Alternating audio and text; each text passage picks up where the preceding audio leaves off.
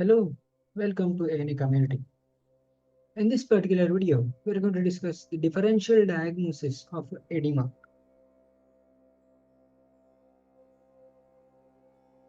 When you think about the differential diagnosis of edema, so we need to know about the definition of edema.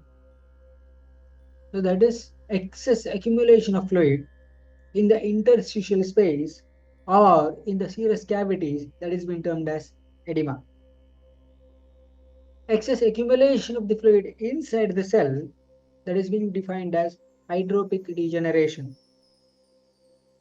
The excess accumulation of the fluid in the peritoneal cavity that is being termed as ascites. Excess accumulation of the fluid in the pleural cavity that is being termed as pleural effusion. Excess accumulation of fluid in the pericardial cavity that is being termed as pericardial effusion. Excess accumulation of the fluid in the alveoli that is being termed as pulmonary edema.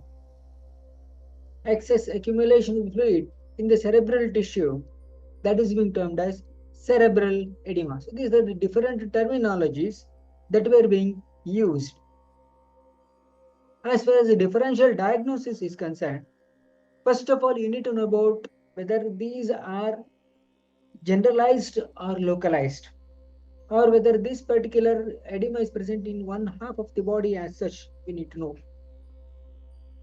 Suppose if the person is having generalized edema in the sense the accumulation of the fluid will be taking place throughout the body in the interstitial space. This may be observed in four major clinical conditions. There may be either cardiac edema, there may be a possibility of renal edema, there may be a possibility of hepatic edema, and there may be a possibility of protein deficiency. So we are going to discuss these in the coming slides regarding this. Whereas half of the body, if the edema is being present, that is usually indicative of the person may be suffering from the cerebrovascular accident. On the affected side, there will be edema. So, whereas the third aspect, that is localized edema. So, one part of the body wherein the excess right image is showing the localized edema as such. Whereas the extreme left image, we are going to see the person is having the generalized edema. Next, regarding the pitting and non-pitting type of edema, we need to know about it. Whenever if you are saying the pitting type of edema, so the thing is, we are going to press the shin area of the lower limb. At that particular time period, we are going to release the pressure, which is actually responsible for the pit, appearance of the pit on the area where we are going to press that. That is what we can say, the pitting type of edema. Whereas non-pitting type of edema, if you are pressing the lower limb, we are not going to get the pitting on pressure. This is considered to be non-pitting type of edema. Non-pitting type of edema is being observed in case of lymphatic obstruction. For example, in cases of the person who is suffering from filariasis, or is there any if there is lymph node removal is being taking place, in those situations the person may develop non-pitting type of edema. Whereas pitting type of edema may be observed in cases of cardiac, renal, hepatic, and nutrition deficiency edema. The next category, that is slow pitting and fast pitting type of edema. When do you say slow pitting type of edema? In the sense, the edema will not disappear, the pitting will not be disappearing even after 60 seconds of pitting on pressure. That is considered to be slow pitting type of edema. Whereas fast pitting type of edema is being termed as the pitting will be disappearing within 40 seconds. Slow pitting type of edema is observed in cases of protein deficiency, what we can say hypoproteinemia, whereas fast pitting edema may be observed in the early stages of cardiac, renal, or hepatic edema, where the protein loss is not evident or protein loss is not enormous. In those situations, there will be fast-pitting edema may be observed. Next, about inflammatory and non-inflammatory edema. Inflammatory edema in the sense where there will be the signs of inflammation may be seen. For example, calor, dolor, rubor, tumor, and punctuation. So here, the right knee joint, there is redness is being observed. That is what we can say the rubor. So there will be other signs of the inflammation may also be present. Calor, severe pain may be there. Then tumor, swelling is there. Then dolor, raised body temperature, local rise of temperature may be observed. That is what is indicative of inflammatory edema. Whereas the right image that is showing the non-inflammatory edema, where the redness is absent, only the swelling is being present, probably the pain may not be that much evident. That is indicative of non-inflammatory edema. Next, about the transudate and exudate as such. This is identifiable by the the examination of the fluids as such. Transudate in the sense the filtrate of the blood plasma without changes in the endothelial permeability. So that means there is no major endothelial disturbances is being observed. Whereas in case of the exudate, there will be increased vascular permeability may be observed. So that means increased movement of the fluid will be taking place from the capillary to interstitial spaces may be observed in case of exudate. Characters of the transudate is it's a non-inflammatory type of edema, whereas exudate is considered to be an inflammatory type of edema. Whereas in case of the proteins, they are low in transudate, whereas they are high in exudate. Plus, there will be albumin will be present in case of the transudate, whereas fibrinogen will be more in case of exudate. Whereas glucose will be similar as that of plasma may be observed in case of transudate, whereas the glucose level will be low in cases of exudate. Specific gravity that will be low in case of transudate, that will be high in cases of exudate. pH of the cells, that is more than 7.3 in case of transudate, whereas less than 7.3 in case of exudate. Whereas the cells, that is inflammatory and parenchymal cells, will be observed in case of exudate, whereas the transudate, that will be mesothelial cells plus cellular debris may be observed. Examples for transudate is congestive cardiac failure, and example for exudate is pus accumulation in any part of the body. This is how the differentiation is being made between transudate and exudate.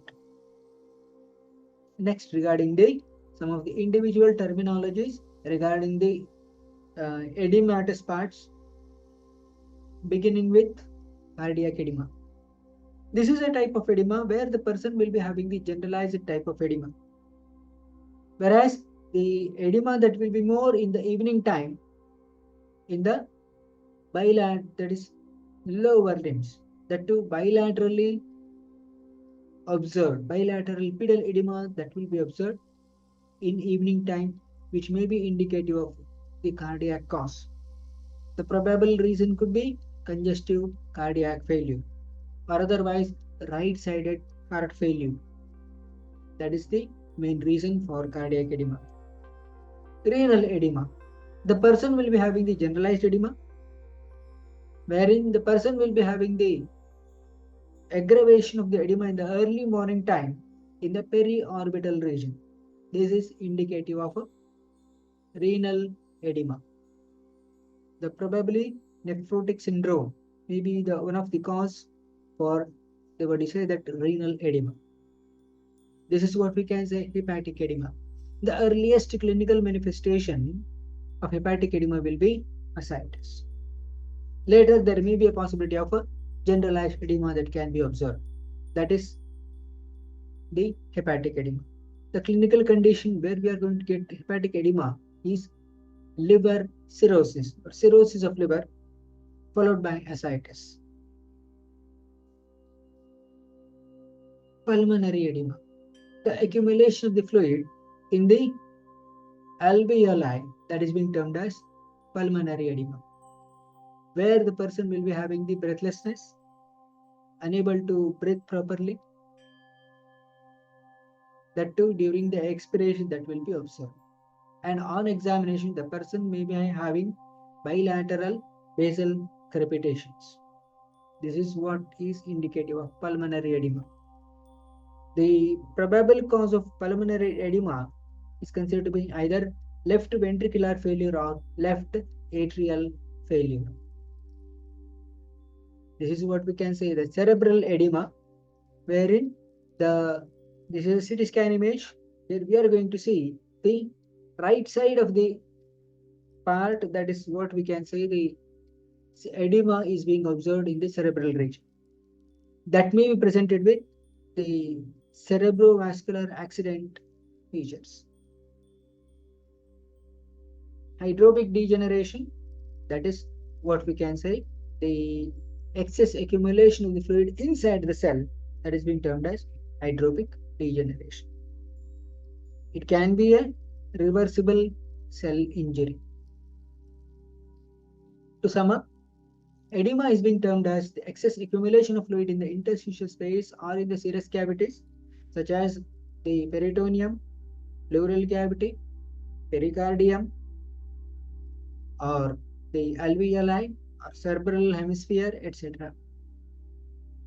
There may be a possibility of a generalized edema, which may be observed in cases of cardiac cause, renal cause, or hepatic cause, or protein deficiencies, or half of the body, where the person suffering from cerebrovascular accident, they may have the edema on half of the body, localized edema, that is one part of the body, which is mainly indicative of circulatory impairment.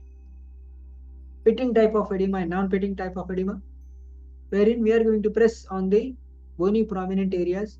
The most commonly the area checked will be shin area just above the medial malleolus, which may give the pitting on pressure